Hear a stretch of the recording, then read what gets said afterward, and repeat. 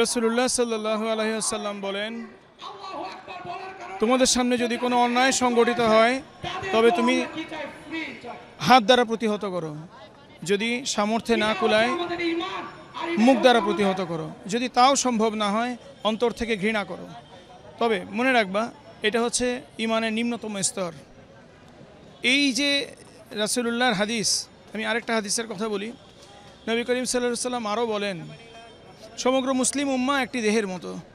শরীরের যে কোনো একটা অংশ যদি আক্রান্ত হয়, সারা শরীরে যেমন ব্যথা ছড়িয়ে পড়ে, ঠিক তেমনি উম্মার একটা অংশ যদি আক্রান্ত হয়, সারাটা শরীর আক্রান্ত, সারাটা উম্মাহ যেন আক্রান্ত হয়ে গেল। এই দুই হাদিসের আলোকে যদি আমি বলি, সেক্ষেত্রে আমাদের কি করণীয়, বা এই যে জায়গাটা, যেহেতু জিহাদ যুদ্ধটা আমার দেশে হচ্ছে না, এখানে আমরা সরাসরি অংশগ্রহণ করতে পারছি না, সেক্ষেত্রে আমাদের কিছু করণীয় আছে। রাসূলুল্লাহ বলছেন যে হাত দ্বারা না পারলে মুখ দ্বারা করো, মুখ দ্বারা না পারলে অন্তর থেকে করো। তো মুখ দ্বারা মানে কি?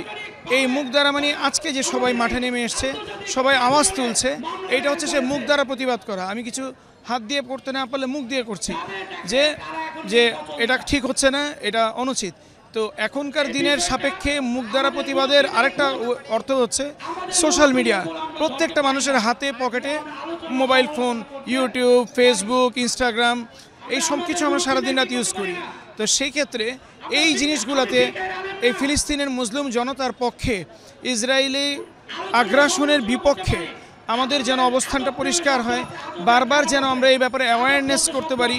আপনারা দেখে থাকবেন, বহির্বিশ্বে অমুসলিম দেশে যে পরিমাণ এই আন্দোলন হচ্ছে এবং মানুষজন যেভাবে রাস্তায় নেমে এসেছে, কারণ ফিলিস্তিনকে সাপোর্ট করতে মুসলিম হওয়া জরুরি না। আপনি দেখেন, মানুষের বাচ্চা, ছোট ছোট বাচ্চা ছিন্ন ভিন্ন হয়ে যাচ্ছে, টুকরা টুকরা হয়ে যাচ্ছে। কোনো প্রেগনেন্ট মহিলা, বাচ্চা প্রসব করার জায়গা নাই, হাসপাতাল বলে কোনো জায়গা নাই।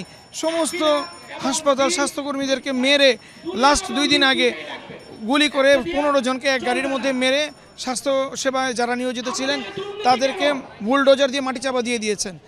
তারপরে একটা ভিডিওতে আসলো, বোমা পড়লো 15-20 তলা উপরে, এক একটা মানুষ ছিটকে উড়ে যাচ্ছে, এরকম ডজন ডজন মানুষ উড়ে গেছে। আল্লাহু আকবার। তো সেই জায়গা থেকে আমরা কিছু করতে না পারি, অন্তত প্রতিবাদ তো করতে পারি।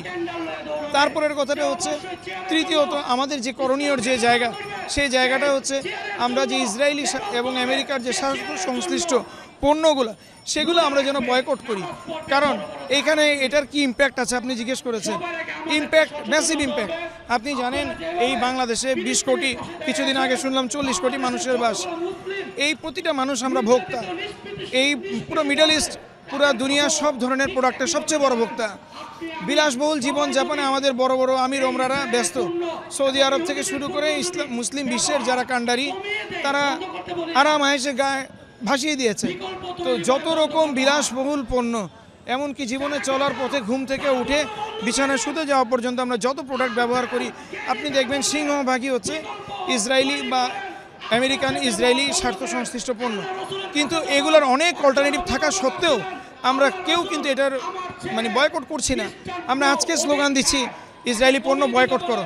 আপনি জিজ্ঞেস করে দেখেন, 5% লোক ইসরায়েলি 5টা পণ্যের নাম বলতে পারে কিনা? বলবে কোক, পেপসি, শেষ, আর নাই। তো আপনি যত রেস্টুরেন্ট আমি খেতে যাই, গিয়ে দেখি সেখানে আকুয়াফিনার পানি, কিনলের পানি, এছাড়া পানি নাই। গতকালকেও রেস্টুরেন্টে খেতে গিয়ে দেখি এই অবস্থা। তো সেখানে কোনো মুসলমানকে বলতে দেখলাম না যে তোমরা যদি আমাকে আকুয়াফিনার পানি দাও, আমি তোমার এখানে খাবো না। কারণ এই কথা নাই। কেন? এই চেতনাটা আমাদের আসবে কবে? এই প্রতিটা অ্যাকুয়াফিনা, কিনলে, তারপরে আপনার কোকাকোলা, পেপসি, এই যে আজকের মিটিংয়ের পরে কত লোক গিয়ে কোকাকোলা খাচ্ছে, নাউজুবিল্লাহ, আল্লাহ আমাদের মাফ করুক। খাবার খেয়ে লাইফ বয়ের হ্যান্ড ওয়াশ দিয়ে হাত ধুচ্ছে, তারপরে এখান থেকে গিয়ে লাক্সের সাবান দিয়ে গোসল করছে। তো এই প্রত্যেকটা জিনিস ইসরায়েলি স্বার্থ সংশ্লিষ্ট। এখন পর্যন্ত গত 7ই অক্টোবর থেকে শুরু হওয়া এই যুদ্ধের 1.5 বছর হয়ে গেছে, এখনও বাংলাদেশের মুসলমানরা জানেই না কোনটা ইসরায়েলি প্রোডাক্ট। তো আপনি কাকে সচেতন করবেন? তো এই অভাগা জাতির কি আছে? আর আপনি বললেন ইম্প্যাক্ট, ম্যাসিভ ইম্প্যাক্ট। 20 কোটি বাঙালি যদি আজকে একদিন শুধুমাত্র কোকাকোলা বলেন আর শুধু পানীয় ওইগুলো যদি বয়কট করে, কি পরিমাণ টাকা তাদের লস হবে। আপনারা দেখেছেন, ক্রিস্টিয়ানো রোনালদো বলে একজন পর্তুগিজ ফুটবলার, ওয়ার্ল্ড লিজেন্ড, তিনি একবার শুধু একটা কোকা কোলার বোতল পাশে রেখে দিয়েছেন, আমি কোকা কোলা খাই না। জাস্ট এতে তাদের কি পরিমাণ টাকা লস হয়েছে শেয়ার মার্কেট থেকে, এটা কল্পনার বাইরে, যে বিলিয়ন বিলিয়ন ডলার তারা লস করে ফেলেছে। তো সেই জায়গায় আমাদের মুসলিম উম্মাহ আমরা কি করছি? আমরা কিছুই করছি না। এই প্রসঙ্গে হাদিস থেকে একটা গল্পের কথা বলি। ইব্রাহিম আলাইহিসসালামকে যখন আগুনে ফেলার জন্য নমরুদ বড় অগ্নিকাণ্ড তৈরি করলেন, সে সময় কথিত আছে একটা ব্যাঙ পেট ভরে পানি খাচ্ছিল। তখন অন্যান্য পশু পাখি জিজ্ঞেস করলে, কী ব্যাপার, তুমি এত পানি খাও কেন? তখন ব্যাঙ বললেন, আমি বেশি করে পানি খাচ্ছি যেন ওই অগ্নিকুণ্ডে গিয়ে আমি প্রস্রাব করে আসতে পারি। তখন সবাই হাসছিল। সেই ব্যাঙ বলল, আমার আল্লাহ জানে, আমার আল্লাহ জানে, হয়তো এটা কিছুই না, কিন্তু তার এই প্রচেষ্টাটা আল্লাহ দেখেছেন। এই আমাদের দিক থেকে আমাদের এই প্রচেষ্টাটা আছে কি না, আমরা কি করতে পারি, এটা আল্লাহ তাআলা জানেন। মুসলমানের সবচেয়ে বড় শক্তি দোয়া, ইমান। রাসূলুল্লাহ সাল্লাল্লাহু আলাইহি ওয়াসাল্লামের যুগে, তারপরের সাহাবীদের যুগে আমরা দেখেছি 3000 মুসলমান গিয়ে মুতার যুদ্ধে 2 লক্ষ রোমান সাম্রাজ্য যখন পৃথিবীর সবচেয়ে শক্তিধর সাম্রাজ্য, সেই সাম্রাজ্যকে পরাজিত করেছে। এরপর ইয়ারমুকের যুদ্ধ, যে ইয়ারমুক বর্তমান গাজায় অবস্থিত, সেই ইয়ারমুকের যুদ্ধে খালিদ বিন ওয়ালিদ রাদিয়াল্লাহু আনহু, আবু উবাইদা রাদিয়াল্লাহু আনহুর নেতৃত্বে, হযরত আবু বকরের আমলে শুরু হয়েছে, বড় উমর ফারুক রাদিয়াল্লাহু আনহুর আমলে সংগঠিত সেই ইয়ারমুকের যুদ্ধে মুসলমানদের কথিত আছে 3000 যোদ্ধা, ইউটিউব এবং গুগল বলে 30,000 মুসলমান সেনাবাহিনী গিয়ে 2 লক্ষ সুসজ্জিত রোমান সাম্রাজ্যের সেনাবাহিনীর বিরুদ্ধে যুদ্ধ করে বিজয় লাভ করেছিল। মুসলমানদের ছিল হাতে খালি তলোয়ার, তাদের অন্য কোনো আর্মার ছিল না, কিচ্ছু ছিল না, ছিল একটা ঘোড়া, একটা তলোয়ার, অস্ত্র বলতে এই। আর যদি বদরের যুদ্ধের দিকে দেখেন, সেখানে সবাই বলে 313 জন গিয়ে 1000 জনের সঙ্গে যুদ্ধ করছে। না, কথা সত্যি না। 313 জন মুসলমানের মধ্যে তলোয়ার ছিল মাত্র 9টা। কয়টা তলোয়ার ছিল? মাত্র 9টা। এই 9টা তলোয়ার দিয়ে 1000 সুসজ্জিত বাহিনীর বিরুদ্ধে মুসলিমরা যুদ্ধ করেছে, বিজয়ী হয়েছে। তো আল্লাহ তাআলা মুসলমানের বিজয় রেখেছেন সবসময় দুর্বল অবস্থায়। ব্যাপারটা এমন না যে আমাকে অনেক শক্তিশালী হয়ে তারপরে যেতে হবে, না। আল্লাহ তাআলা যে কোনো একটা উসিলাকে জরিয়া করে মুসলমানকে বিজয় দিবেন।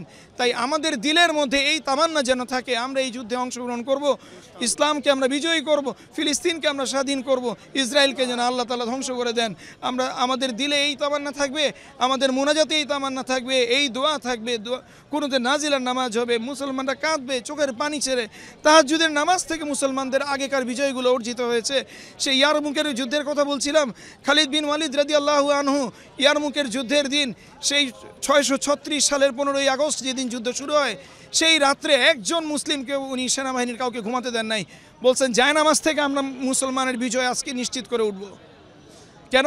সেই দিন, সেই রাত্রে রাসূলুল্লাহ সাল্লাল্লাহু আলাইহি ওয়াসাল্লাম খালিদ বিন ওয়ালিদ রাদিয়াল্লাহু আনহুর স্বপ্নে ধরা দিয়েছেন, দিয়ে বলেছেন, তোমাদের বিজয় অবশ্যম্ভাবী।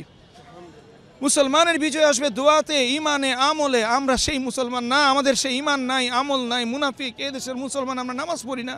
আস্তাগফিরুল্লাহ। আল্লাহ আমাদের ইমানি শক্তি বাড়িয়ে দেন, আমাদেরকে শারীরিক শক্তি, মানসিক শক্তি, আর্থিক শক্তি, জ্ঞানে, বুদ্ধিতে, বিত্তে, সব কিছুতে আল্লাহ শক্তি আমাদের বাড়িয়ে দিক। ইয়া রব, আপনি আমাদের কবুল করেন, আমাদের এই ফিলিস্তিনের মুসলিম ভাইদের সাহায্যে আমাদের সহায়তাকারী বানায়া দেন, তাদেরকে আল্লাহ আপনি মুক্তি দান করেন। ইয়া রব্বে করিম, ইয়া আল্লাহ, জালেম, কাফের, মুশরিক, ইহুদি, নাসারা এই বাহিনীকে আল্লাহ আপনি ধ্বংস করে দেন। যেমনটা আপনি শূন্য থেকে ধ্বংস করে দিয়েছেন, খালি হাতে যুদ্ধ করে যাওয়া মুসলিম বাহিনীকে আপনি বিজয় দিয়েছেন। আপনি বলেছেন কখনোই মুসলমানরা সংখ্যাগরিষ্ঠ হয়ে বাহুবলের জোরে জিতবে না। আল্লাহ তাআলার উপর একিনের কারণে মুসলমানদেরকে আল্লাহ বিজয় দান করবেন। আমরা সেই দিনের দিকে তাকিয়ে আছি। সেই আমাদের সালাউদ্দিন আইয়ুবী কোথায়, সেই খালিদ বিন ওয়ালিদ কোথায়, আমরা তাদের পথে চেয়ে আছি। ইয়া রব, আপনি আমাদেরকে বিজয় দান করেন। ইহুদি, নাসারা, কাফের, মুশরিক, ঈমান বিধ্বংসী, ইসলাম বিধ্বংসী শক্তির বিরুদ্ধে মুসলমানদেরকে আপনি বিজয় দান করেন।